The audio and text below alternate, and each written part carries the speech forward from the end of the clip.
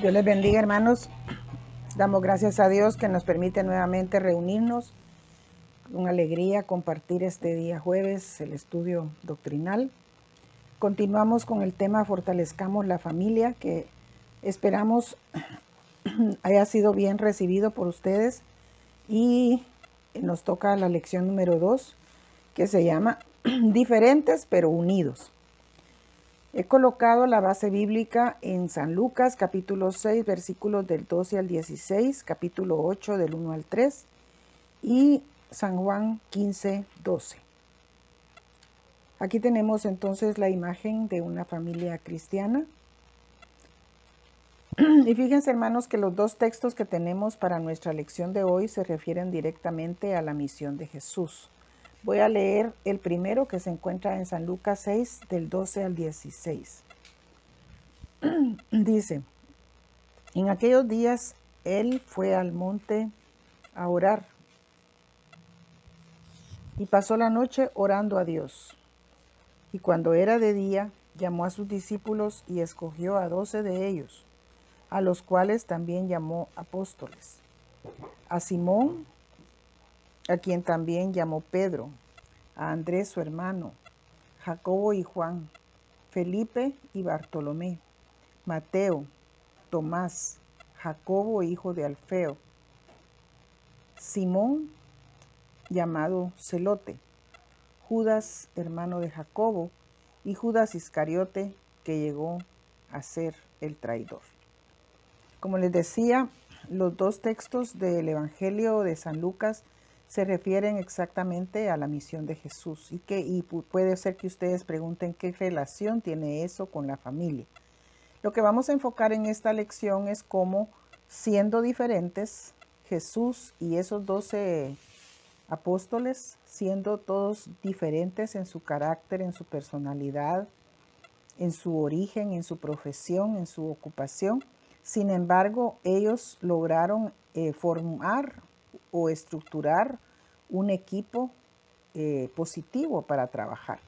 Entonces vamos a tratar de meditar y descubrir en estos textos cómo nos demuestran que aún siendo cada uno de ellos diferentes entre sí, lograron formar el equipo, como les decía, y estar unidos como un núcleo. Esta palabra núcleo la vamos a estar repitiendo, refiriéndonos siempre al hogar, ¿verdad? El hogar es un núcleo, y cuando hablamos de núcleo nos estamos refiriendo a algo importante. Un núcleo es importante, algo que está muy compacto, muy unido, y que es determinante para el desarrollo de algún cuerpo, ¿verdad? Si es un núcleo de una célula, o si es el núcleo en un párrafo, en una oración, etc. Ahora, a lo que nos lleva entonces esa reflexión del texto es que no todos en la familia somos completamente iguales. Fíjese que casi siempre en la familia, cuando nace un bebé, lo que primero hacemos es tratar de encontrar algún parecido entre los niños, los bebés, y los papás, abuelos o tíos. Eso es algo muy normal, que espontáneamente las personas que cargan por primera vez a un bebé recién nacido, inmediatamente se le van a quedar viendo y dicen: ah, tiene la frente de su abuelo, o tiene los labios, la nariz de su mamá, los ojos de su papá, etc. Siempre se hace, y no se hace así reflexionando, sino se hace naturalmente, sin pensar. Sin embargo, al descubrir ese parecido físico, siempre vamos a encontrar algunas diferencias, ¿verdad? No, el parecido físico no nos indica que ese niño sea exactamente igual que su papá, que su tío, que su abuelito. No somos completamente iguales a nuestros padres, mis hermanos. Por mucho que nos parecemos, no somos completamente iguales. Ni tampoco nuestros hijos serán completamente iguales a nosotros. Aunque nosotros queremos, deseamos que se parezcan a nosotros físicamente y que se parezcan en nuestra forma de vivir, de actuar, pero no lo somos. Somos todos diferentes. Incluso las familias que solo tienen 2 hijos o 3 pueden ver entre esos 2 hijos diferencias muy notorias. Ahora pensemos en la familia de Jesús. Y puse la familia entre comillas porque nuevamente no nos estamos refiriendo a su papá, a su mamá y a sus hermanos, sino que volvemos a pensar en los discípulos. Entonces, los 12 discípulos se convirtieron realmente en la familia de Jesús. Y en el capítulo 8, siempre en San Lucas, descubrimos que no eran solamente los 12 que escogió, sino que también dice la palabra de Dios que con él había algunas mujeres, y algunas mujeres que ayudaban al grupo económicamente, es decir, mujeres de recursos, que tenían recursos económicos y que ayudaban económicamente, ¿verdad? Sin duda, para cubrir gastos de alimentación, etc. Y tanto entre los 12 discípulos como entre estas mujeres, unas con otros tienen diferencias. Ahora, el secreto para poder conformar ese núcleo que queremos es comprender y aceptar las diferencias. Poniéndonos entonces a pensar en la familia, imaginemos una familia cualquiera o imaginemos la familia a la que usted pertenece. Al igual que ese grupo de Jesús, su familia permaneció unida. Esa familia nueva que tuvo Jesús permaneció unida, a pesar de que eran diferentes, a pesar de que en el transcurso del ministerio de Jesús ellos tuvieron algunos roces, algunas veces Jesús tuvo que hablarles muy fuerte, pero permanecieron unidos a pesar de ser diferentes. Entonces, en la familia, aunque somos diferentes, debemos permanecer unidos. La unidad de la familia está en el amor, en las relaciones, que haya buenas relaciones. Ese amor, que haya amor y que se exprese el amor. Los hijos necesitan oír que sus papás los quieren, los aman, y también los papás de sus hijos. Las relaciones, ¿cómo son las relaciones entre los miembros de la familia? Son muy cercanas, son relaciones armoniosas. La comunicación de padres a hijos y de hijos a padres, de esposo a esposa y de esposa a esposo, de la familia nuclear con otros miembros de la familia como tíos, primos, abuelos, etc.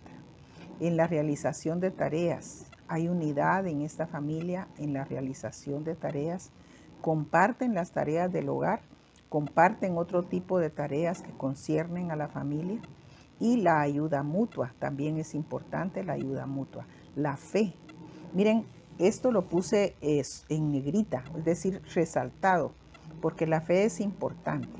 Y muchos de nuestros fracasos en la familia se debe a que no compartimos la fe. Cuando yo he mencionado, ¿verdad?, que tenemos hijos diferentes y a veces nos preguntamos, yo a mis 3 hijos o hijas que tuve, las eduqué bajo las mismas reglas. Les di a las 3 o a los 3 las mismas posibilidades, las mismas comodidades. Y si había algunas necesidades, los 3 o las 3 padecieron las mismas necesidades. Si tuve que alzar la voz, lo hice a las 3 en igual. Sin embargo, cuando estas personas, nuestros hijos, ya van a la escuela, nos damos cuenta que hay uno o una que es muy aplicada y hay otra que tal vez no muy le gusta hacer las tareas escolares. No cumple, no es responsable. ¿Qué es lo que pasó? Si a las 3 se les enseñó o a los 3 se les enseñó responsabilidad, a los 3 se les enseñó o se les indicó que tenían que poner todo su énfasis en el estudio, que tenían que esforzarse, ¿por qué uno se esfuerza y el otro no? ¿Verdad? Entonces, por eso es importante entender que la misma palabra o el mismo regaño, podríamos decirlo de esa manera, no tiene que ser efectivo en los 3 o en las 3 hijas que tenemos. Va a haber diferencias. Fíjense que aún en la escuela ya los docentes, los educadores se han dado cuenta que hay diferentes tipos de inteligencia. Y esto se ha hecho porque siempre preocupa al sistema educativo el fracaso de algunos estudiantes. ¿Por qué fracasan? Entonces se ha descubierto que los estudiantes tienen diferentes formas de aprender. Y esto ha servido para también mermar el fracaso en la educación. Pues lo mismo sucede en el hogar. El papá o la mamá van a tener que aplicar disciplina, tal vez no a los tres, a uno o una que es la que no sigue las normas, las indicaciones, las recomendaciones que sus papás le dan.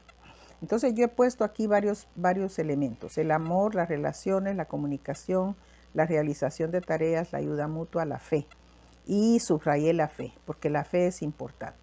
Si queremos que nuestra familia camine hacia adelante y no fracase, vamos a tener que ponerle atención a esa fe que compartimos. Que no es suficiente con llevarlos a la iglesia todos los domingos desde que están pequeñitos hasta que ya son mayores. No, es importante que los padres conversen con sus hijos acerca de la fe, ¿verdad? Así como les van a manifestar el amor, así como van a tratar de que las relaciones sean armoniosas, de tener más comunicación, van a compartir la realización de tareas, pues también van a compartir y a conversar acerca de su fe, acerca de Dios, acerca de Jesús, acerca de la salvación. Muchos temas que se deben de conversar en la familia. Y cuando digo esto, no se requiere que el papá o la mamá sean teólogos, que saquen un diplomado en teología. No, no, no. Solamente sus experiencias con Dios. Ahora, en conclusión, mis hermanos, yo quiero que pensemos cómo allá en Lucas está la historia de la familia de Lázaro. Y solamente lo voy a mencionar porque el tema no es ese, pero quiero que mencionarles nada más cómo estos tres hermanos, amigos de Jesús, son diferentes. Solo son tres elementos en la familia. No aparece el papá, no aparece la mamá, y solamente en esa familia está conformada por tres hermanos. Pero tanto Lázaro como Marta y María son diferentes. Y fíjense que los tres son tan diferentes que Lázaro pues es el varón en la familia, y las mujeres, una es muy oficiosa y la otra le gusta más estar oyendo las enseñanzas de Jesús. Pero ellos unidos en la familia, unidos en su casa y unidos también en su amor a Jesús.